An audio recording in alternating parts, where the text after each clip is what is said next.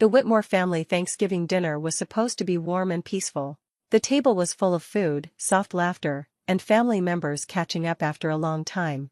Ava sat quietly, trying to enjoy the moment, but something felt strange about her father, Daniel Whitmore. He was unusually tense and kept avoiding eye contact. Suddenly, Daniel stood up from his chair. The room went completely silent. Every fork stopped midair. He looked at everyone and then pointed directly at Ava. In a cold voice, he said she was not his biological daughter. At first, people thought it was a bad joke or some kind of misunderstanding, but Daniel did not take it back. Instead, he said he had been living with doubt for many years and could no longer stay silent. Ava felt like the ground disappeared under her feet. Her heart started racing, and her hands began to shake. She looked at her mother, Claire, hoping she would say something, but Claire just sat there quietly, avoiding her eyes. That silence hurt even more than Daniel's words. Everyone at the table started whispering, unsure what to believe. Ava's face turned red with embarrassment and shock. She could not understand how her whole life could suddenly be questioned in one moment. While everyone was distracted, her eyes caught something strange. Her late grandmother's old wooden box, which was usually kept hidden, was being placed in the center of the room. It looked like someone wanted it to be opened right now. Daniel noticed it too, and his expression changed immediately. For the first time, he looked nervous. It was clear that the box meant something important, something he did not want revealed. Ava felt a strange pull toward it, as if the truth of her life was locked inside that box, waiting to come out. No one at the table spoke for a while after Daniel's accusation. The air felt heavy, like everyone was waiting for something else to happen.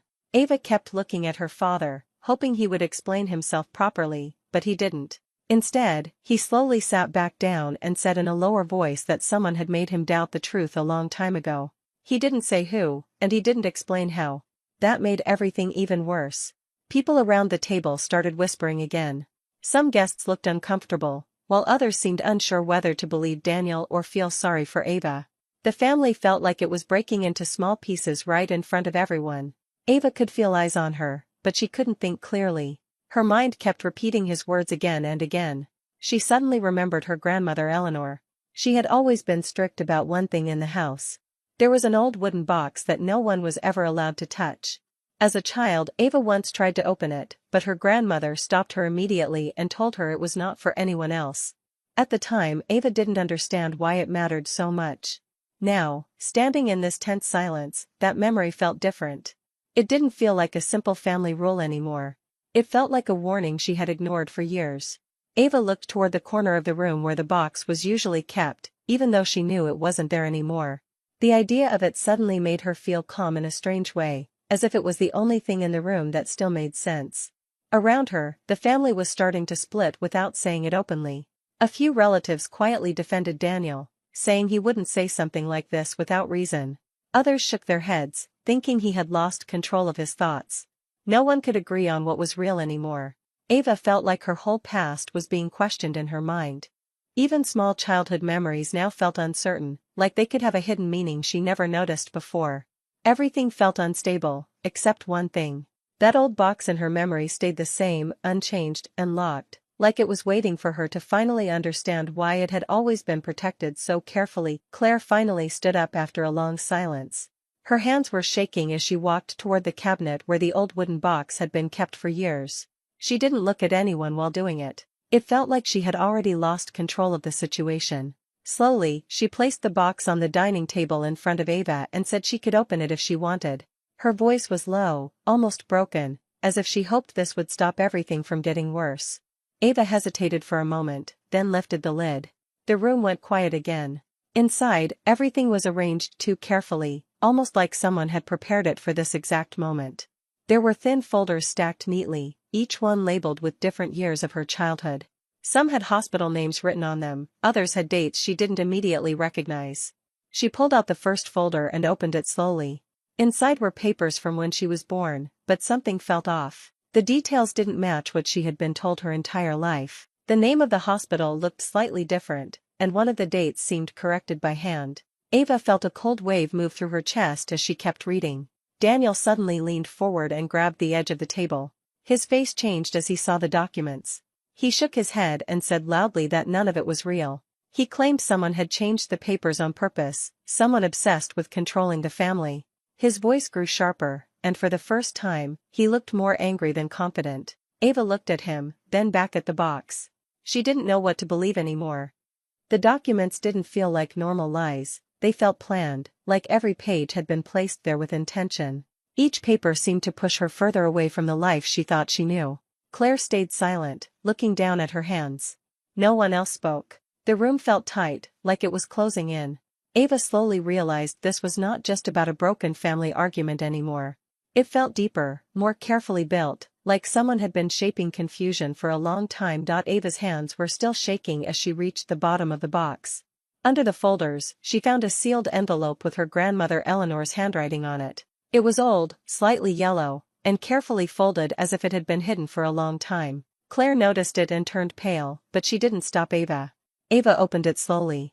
Inside was a letter written in uneven lines, as if Eleanor had been writing under stress. The words were clear but heavy. Eleanor wrote that she had started noticing something strange years ago. Daniel had begun to change his beliefs about Ava's birth without any clear reason. At first, she thought it was confusion, but then she realized someone had been feeding him small pieces of false information over time. The letter mentioned corrections in documents. Not just once, but multiple times. Hospital records that didn't match earlier copies, legal forms that had small but important changes, and details that slowly shifted over the years. Eleanor wrote that these changes were not random mistakes. They looked planned, as if someone was carefully adjusting the truth bit by bit so it would go unnoticed. Ava felt her chest tighten as she read further. The letter suggested that her identity had not been changed in one moment, but slowly rewritten through paperwork and repeated lies. It made her feel like her whole life had been built on something unstable, something quietly shaped in the background. Daniel suddenly spoke again, his voice firm but defensive. He said he had been shown proof years ago by someone he trusted completely. He repeated that he never made this up on his own. He looked around the table, as if searching for support, but no one answered him. Ava looked up at him differently now. It was no longer just anger or confusion. It was something deeper. She started to understand that Daniel might not be the source of the lie, but someone who had been guided into believing it. That thought made everything more complicated. The room felt colder than before. Even the silence had weight. Ava realized this wasn't just a family misunderstanding anymore.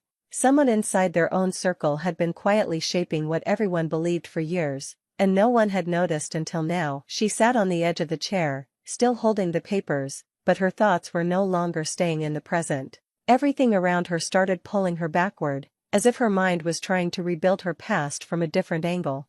Small memories that once felt normal now seemed uncertain. Hospital visits from childhood, the way certain conversations were always avoided, even family stories that used to feel familiar, everything started to feel slightly misaligned, like details had been quietly shifted over time. It wasn't something obvious. Nothing she could clearly prove from memory alone. But that slightly off feeling kept growing stronger, making her question things she had never doubted before.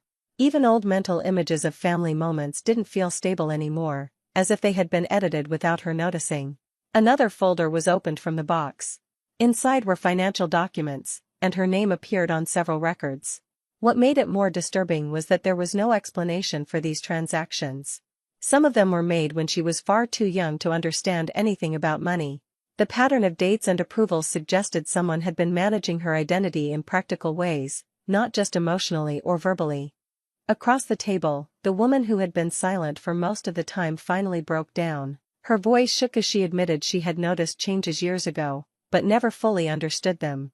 She explained that there were private conversations Daniel had with someone outside the immediate family, conversations that started off sounding harmless but slowly changed how he viewed everything about the child. At first, it seemed like concern or advice, but later it became certainty, even when there was no clear proof. She said she ignored it at the time, hoping it was just stress or confusion, because confronting it would have meant tearing the family apart. But now it was clear those moments were not random. They had slowly influenced his thinking until doubt turned into belief. As all of this settled in, the realization became heavier. It wasn't just a mistake or misunderstanding that grew over time. It felt like something carefully built step by step, shaping memories, records, and trust until the truth itself became hard to recognize. At the bottom of the box, there was a small audio recorder wrapped in cloth. It looked old, like it had been kept hidden on purpose. Everyone at the table went silent as it was placed in the middle. No one moved. Even breathing felt heavy in the room. She pressed play. Eleanor's voice came out, weak but clear, as if she had recorded it when she already knew things were falling apart. She spoke carefully, saying there was something she could no longer ignore. According to her, Daniel had not come to his belief alone. Someone close to him had been shaping his thoughts for years. The voice explained it slowly. Not in a single moment, not with one big lie, but through small, repeated doubts. Little comments about hospital records, small concerns about timing, and carefully selected information that always pointed in the same direction. Nothing obvious. Nothing that could be easily questioned. Just enough to make doubt grow inside him. As the recording continued, it became clear that this influence was not random. It was patient and planned. Each conversation built on the last, slowly pushing him toward a belief that felt like his own idea. Over time, the doubt turned into certainty, even without solid proof. The person speaking in the recording warned that this kind of control was dangerous because it didn't feel like control at all. It felt like truth forming naturally in someone's mind. The words hit hard. The man who had made the accusation earlier was now sitting very still, his face tight, like something inside him was cracking. For the first time, his confidence didn't look stable. He stared at the table, then at the papers, then away again, as if trying to hold on to what he believed but failing to find a grip. The silence grew heavier. But what made it worse was the feeling that this influence did not end in the past. According to the recording, the source of those planted doubts had always stayed close, quietly watching everything develop, never stepping away. And now, that same presence was still in the room, listening to every word without saying a thing. The recording ended, but no one moved for a long time. The room felt tighter, like the walls had come closer. Then suddenly, voices started rising. It wasn't calm anymore. People began speaking at the same time, trying to defend themselves, trying to explain things no one had fully understood before. Accusations spread across the table. One relative said they were never involved. Another insisted they only repeated what they were told. But every explanation sounded weak, like pieces of a story that didn't fit together anymore. The situation that once looked like a single misunderstanding now felt like something built from many small actions. She stood up, her voice shaking but firm, asking simple questions. Who first started talking about doubts? Who repeated those concerns later? Why did no one stop it when things started feeling wrong? As she asked, people avoided eye contact. No one had clear answers. Instead, there was hesitation, confusion, and shifting blame. Across the table, silence broke again as the woman who had stayed quiet for most of the day finally spoke. She admitted she stayed silent because she was afraid of destroying the family. She said she saw tension building years ago but chose not to speak, hoping it would pass on its own. Her words made the room heavier. Silence in that moment didn't feel innocent anymore. It felt like part of the problem. Then he spoke again, but his voice was different now. The certainty that had been there earlier was fading. He said he started remembering small moments differently. At first, he thought they were his own conclusions, but now he wasn't so sure. He described conversations where doubts were not challenged, only quietly supported. Each memory sounded less like truth and more like something gently shaped over time. The realization spread slowly. It wasn't one person telling a lie from the start. It was many people repeating small ideas, not realizing how they were building something bigger and more dangerous. Each comment, each silence, each agreement added another layer. By the end, what stood in front of everyone wasn't just a broken family argument. It was a pattern of influence spread across years, where belief had been shaped step by step until no one could tell where the truth had actually begun. Inside the box, there was one last panel that didn't open easily. It was thinner than the rest, almost hidden. After a moment of searching, it finally lifted, revealing a sealed envelope and a set of folded papers underneath. Everything in the room went quiet again as it was pulled out. The papers were medical reports, but they looked different from the earlier ones. These were DNA test results. At first glance, they seemed to confirm everything Daniel had been saying. But when she read carefully, something felt wrong. There were two sets of results. The first set showed a clear biological match. The second set, dated later, showed a different conclusion. The strange part was not just the difference, but the notes attached. Small markings in the margins suggested the second report had been altered after the original confirmation. Dates were adjusted. Signatures looked copied. It was not a natural mistake. It looked changed on purpose. She held the papers tighter as her eyes moved to the letter inside the envelope. It was the last writing from Eleanor. The handwriting was weaker than before, as if it had been written when she was running out of time. The letter said clearly that there had never been any real doubt about the biological truth. The problem was not identity, but interference. According to the letter, medical records had been quietly replaced over time. Information had been reshaped step by step so that confusion would grow naturally. Nothing was changed all at once. It was done slowly, carefully, so it would never feel suspicious in the moment. The goal was to make doubt feel like it came from personal belief, not outside influence. As the words sank in, the man who had started all of this earlier went completely still. His hands were shaking now. The confidence he had carried before was gone. He stared at the papers, then at the box, as if trying to understand how he had believed something so strongly without realizing how it formed. His breathing became uneven. He said nothing for a long time, then finally admitted in a low voice that everything had felt real to him, even when he couldn't explain why. It wasn't anger anymore. It was shock. She stood there quietly, looking at everything in front of her. The confusion that had followed her through the day started to clear, replaced by something sharper and colder. This was not random misunderstanding or family conflict. It was controlled distortion, built over years with careful steps, designed so the truth would always feel uncertain until it was too late to recognize it. The room stayed frozen after the last papers were read, but her mind was no longer scattered. Everything she had seen, heard, and discovered started connecting in a straight line. Small details that once felt random now formed a clear pattern. Every doubt, every corrected document, every repeated story pointed in one direction. She looked around the table slowly. The same people who had spoken earlier now avoided her eyes. But she wasn't confused anymore. She was watching differently, noticing who reacted too quickly, who stayed too calm, and who kept changing their expressions at the wrong moments. One person stood out. Not because of noise or anger, but because of control. That person had always been close during important family moments. Present during private conversations. Always involved when doubts were discussed, but never directly responsible for starting them. Always just adding thoughts or sharing concerns at the right time. Now those small actions looked very different. The way doubts were gently supported instead of challenged. The way information always seemed to move in one direction. The way certain ideas were repeated until they felt natural. It was not loud control. It was quiet influence that worked over years. Her voice finally broke the silence. She didn't shout. She simply asked one question that made the air feel heavier. Why did every path of doubt always circle back to the same place? Why did every document change, every memory shift, and every conversation point in a single direction? No one answered immediately. The room felt like it had stopped breathing. The man who had been certain earlier now looked uncertain again, but not because of confusion this time. It was because he was beginning to see how easily his thoughts had been shaped without his awareness. The realization spread slowly across the table. The goal was never to find truth. It was to control what everyone believed. To decide who was trusted, who was doubted, and who would carry the blame when things broke apart. Behind it all was not emotion or misunderstanding, but long-term control over family decisions and hidden advantages that came with it. At that moment, the person who had guided so many conversations understood something had changed. The silence in the room was no longer confusion. It was awareness.